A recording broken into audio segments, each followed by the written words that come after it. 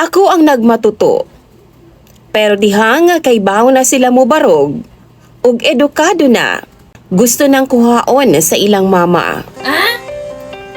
Sakit kaayo DJ Sam, isip usa ka inahan nga kuhaan kag kalipay sa kinabuhi. Kuhaan kag mga anak. Oo, dili sila gikan sa ako pero sila ang hinungdan nganong nagpakabuhi ko aning kalibutan. Tapos kalit lang hikawan ako katungod, kay ingon pa, dili daw ako ang tinuod nilang mama. Tawagan na lang ko sa pangalang Andy, DJ Sam. 47 anyos ko nagpuyo dinhi sa Davao de Oro. Na ako'y mangho DJ Sam nga grabe kaayo kahilig magpaana-ana og bisan kinsa na lang lalaki. Surrender na gud mis pagkauwagan niya. Magpaana-ana bisan og dili iyahang uyab. Maong sige po siya kabuntis DJ Sam. Sa mga batanon pa mi, why tuig nga di siya mabuntis? Niabot nag-upat ang iyang mga anak DJ Sam, pero wa gyud siya bana.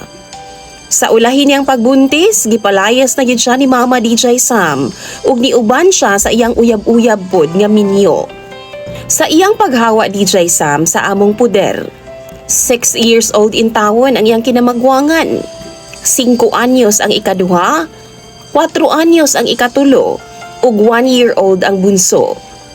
Sa bagay, bisan na naang akong mangho DJ Sam, wa manggihapon siya nagpakainahan sa iyang mga anak. Kay ako man ang nagmatuto, sukad mga bata pa sila DJ Sam. Kaming duha katambayayong ni Mama.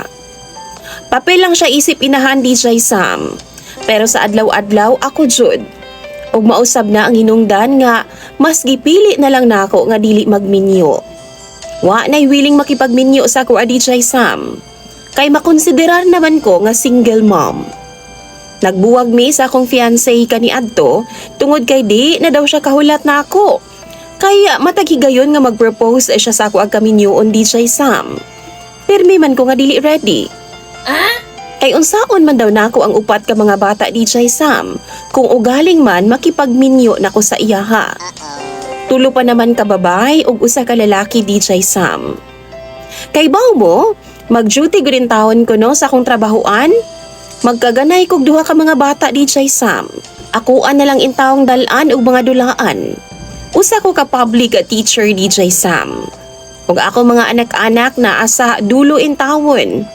May na lang gani kay gisabot na lang pud ko sa mga kauban ug sa principal namo. Hangtod na nagko sila DJ Sam, naa na sa high school ang duha ug ang duha naa na pud sa elementarya. Sa kanaintawon ko medyo nakapahulay kay masugo naman sila. Og kaya na nilang atimanon ang ilang mga kaugalingon maliban na lang sa duha ka bunso DJ Sam nga medyo alalayan pa. Pero makatabang naman pod ang ilang mga ate. Lalaki ang bunso DJ Sam ug maunay kuyog baboy kay nako. Medyo nibugat ang akong kahimtang DJ Sam dihang namatay pod si Mama nga katimbang unta nako matag adlaw. Pero tungod kay dagko-dagko naman ang mga bata DJ Sam, nakaya ra namong 5 nga mutabok sa adlaw-adlaw. Hasta laging lingawa tagabuntag DJ Sam sa balay. Halos mga langkat na gid ang akong baog ni Yaw-Yaw. Tapos pag-abot sa eskwelahan, yaw-yaw gihapon ko sa akong mga estudyante. Akong sweldo DJ Sam, kaya raman pod, pasiguan ng gyud namo. Naanad ra pod ang akong mga anak DJ Sam sa pinobre nga style. Pasalamat na lang jud ko DJ Sam kay halos mga babay ang mga bata. Makasabot ra sila. May 2018 DJ Sam, nakadawat kog maayuhon. Wow! Ug mao na ang time nga makakaon mi sa food chain DJ Sam nga gusto kaayo sa mga bata. Makapalit mi og mga gamitunon sa eskwelahan daan ug ingon man sapatos nila og bag. Para sa June, abli sa klase. Pag-abot namo sa balay DJ Sam mga bandang 8 PM na siguro to. Diyang gisugat mis among silingan nga nagdala siya og duha ka bata DJ Sam. Tansya na ako ang isa 3 anyos.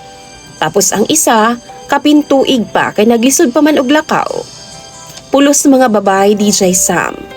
Perting tiyabaw og yagit in taon kaayo. Gibilin daw sa akong buutan nga bangho DJ Sam ug gitugon nga ipahatod daw sa amoa. DJ Sam, mura jud gikumot ang akong kasing-kasing sa kaluoy sa mga bata.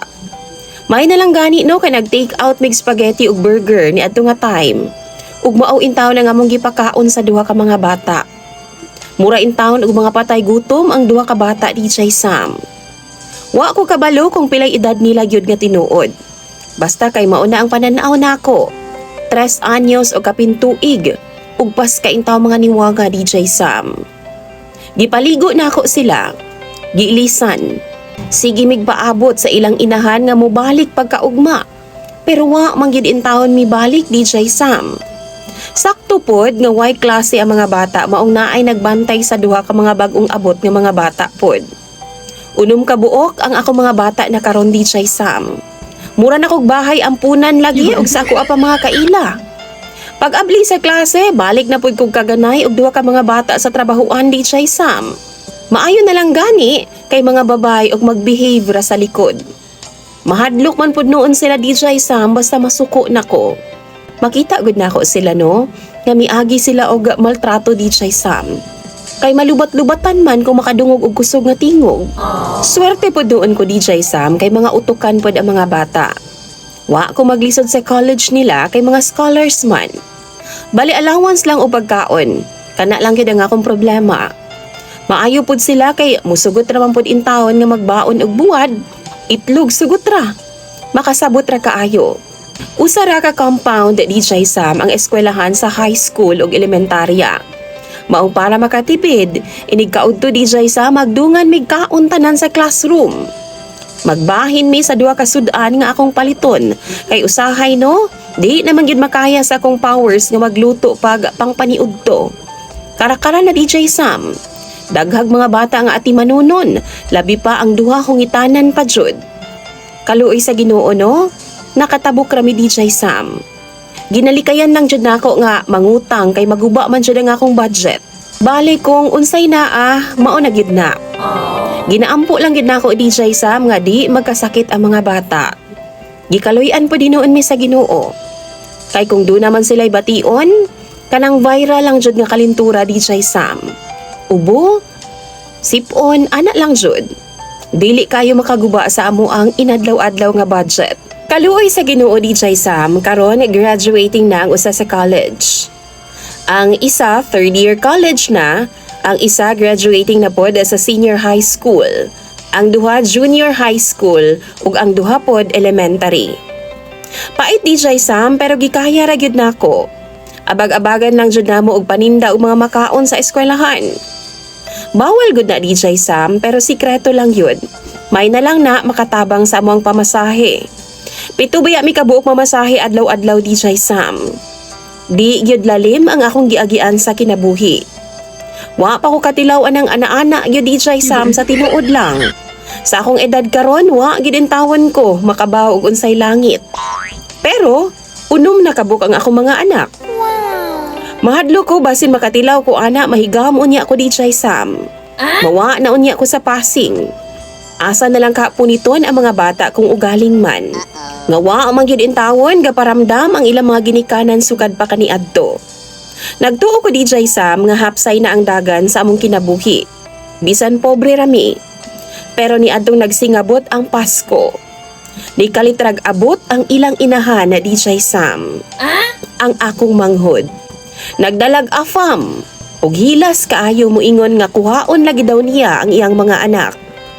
Nagdumili ko, DJ Sam, kay nabuang na siya. Ingon ana lang kadali. Pero nasuko siya, DJ Sam. Pataka na lagpamunlot sa bukton sa mga bata kay dadun lagi daw niya. Pertiin taong tiyabaw sa mga gagmay, DJ Sam, kay di man sila mubiya nako. Pero gibaharan ko niya, DJ Sam, nga kung di daw nako ihatag sa iyaha ang mga bata, mag-abot daw mi sa husgado. Kay siya daw ang tinuod nga inahan, DJ Sam, ug siya daw ang naay labing dakong katungod. Giinsulto ko niya pag-ayo, DJ Sam, nga ako daw tiguang daga. Wa na daw'y nagmahal nako.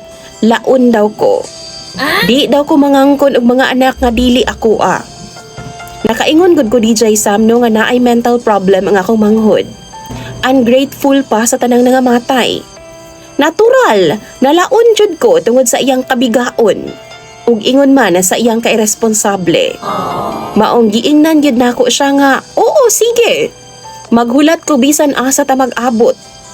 Pero deep inside, DJ Sam, ang kahadlok sa akong dughan, di na gyud mabangbang.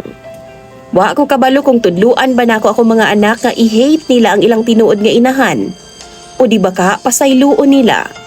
Kay mahadlok jud pud ko DJ Sam nga ilaha kong biyaan. Mahal kayo nako ang akong mga anak. Bisan pagdili sila gikan nako. Pero why minus ang akong pagmahal sa ilaha DJ Sam? Kabaw ko nga bisan moagi pa og legal nga proseso ang akong manghod na ako'y laban. Mag 10 years old na ang bunso DJ Sam ug di man gani sila muila sa ilang tinuod nga mama. Pero didto pa ko nalibog sa unsa ang akong buhaton isip ate sa akong manghod. Para dili ko mamahimong unfair ba sa sitwasyon. Manghod gihapon nako siya DJ Sam. Inahan gihapon siya sa akong mga pag-umangkon nga akong gipadako isip mga anak nako. Karon sige siyag samok-samok sa ako ang messenger. Sigig padungog-dungog. Pero gina-ignore lang nako siya. Ang tinuod DJ Sam, balita nako na apa siya'y mga anak nga tua sa ilang mga amahan DJ Sam. Nganong dili man kadto iyang tuunan og pansin? Nganong dili man kadto ang iyang pangkuhaon? Ubay-ubay pud siguro to ba? Paglayas pa lang niya DJ Sam, buntis ba siya ato sa una? Kamu daw bi, tan-aw ninyo? Unsaon ka na ako pag-handle ang akong sitwasyon karon?